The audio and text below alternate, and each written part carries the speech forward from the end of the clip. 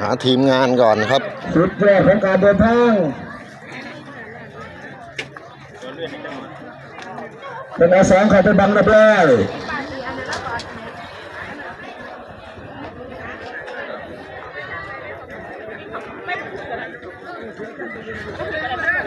ไถบังไฟบ้านเป็นจะไหนบังไฟบ้านถือ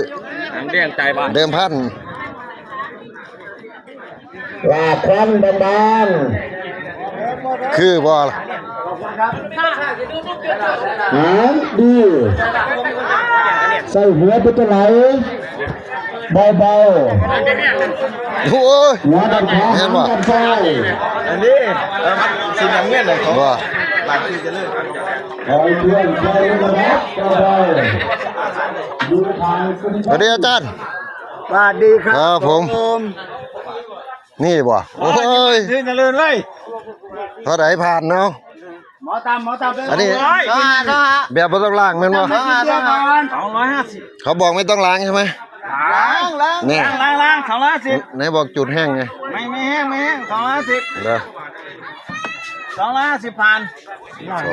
250ผ่านนะครับเขาว่านะแบ่งไฟแบ่งมือนะครับเป็นแบ่งไฟตัดชา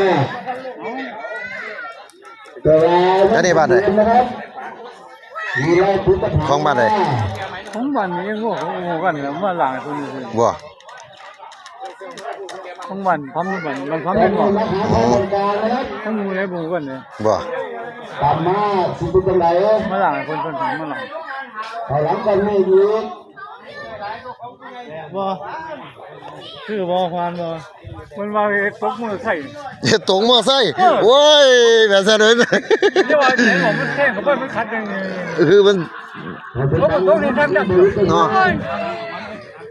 ตกมือไส้สิบ่ไอ้มันเล่าแล้วบ่เล่าแล้วบ่อยู่หรอมึงได้แท่งเขาไปมันยังหัวประมาณ25องศาไปเดี๋ยวมาไกลไปโตเตะสร้างกับรวมจากจุดได้จ้าเอาไปบังเลยบังไฟบังนี้ตกมอเตอร์ไซค์นะครับบังไฟบังนี้ตกมอเตอร์ไซค์เอาโนนสะเดาป่ะนี่โอ้โหโอ้ยโนนสะเดาตกใกล้เลยครับว่าตกมอเตอร์ไซค์นี่ครับว่าตกใกล้คอยดูกันครับผมว่านนสะเดาจะได้กี่เท่าไหร่300หรือเปล่า25ผ่านเขาบอกท่านผู้ใหญ่หมานบอกเมื่อกี้ของใครของนพวิน180เองเหรอโอ้200ผ่านไปโอเคครับผมเดี๋ยวค่อยดูตอนจุดครับ